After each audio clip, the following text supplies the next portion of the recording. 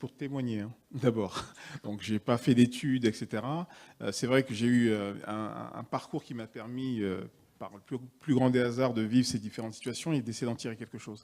Mais c'est vrai que dans le monde associatif où je suis allé travailler un petit peu, je me suis rendu compte qu'il y avait une écoute, je dirais, des familles qui était inexistante, parce qu'on a affaire à beaucoup de gens qui conceptualisent des choses parfois très anciennes, c'est-à-dire une vision je dirais, de l'aide qui était un petit peu sacrificielle, quoi, c'est-à-dire les parents qui ont construit des établissements, des choses comme ça. Et en fait, les aidants d'aujourd'hui, enfin ceux qui se retrouvent aujourd'hui dans la situation, ils n'ont pas ce mode de raisonnement. Ils essaient d'être pragmatiques, efficaces, et surtout, ils essayent de mener de front plusieurs choses. On n'est plus des parents qui... Enfin, moi, j'ai un fils de 17 ans. Aujourd'hui, mon fils n'est pas là, quoi. Hein, pourquoi il n'est pas là? Parce qu'il prend le métro tout seul, parce qu'il fait plein de choses. Bon, dimanche, je pars avec mon épouse dans le Nord, il va rester tout seul à la maison.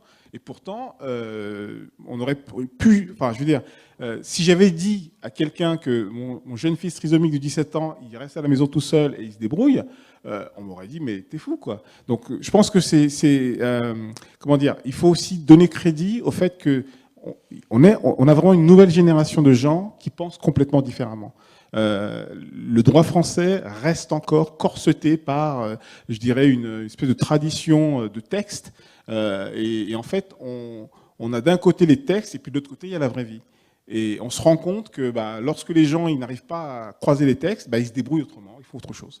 Voilà. Donc moi, j'ai passé mon temps effectivement à construire un parcours qui était à côté.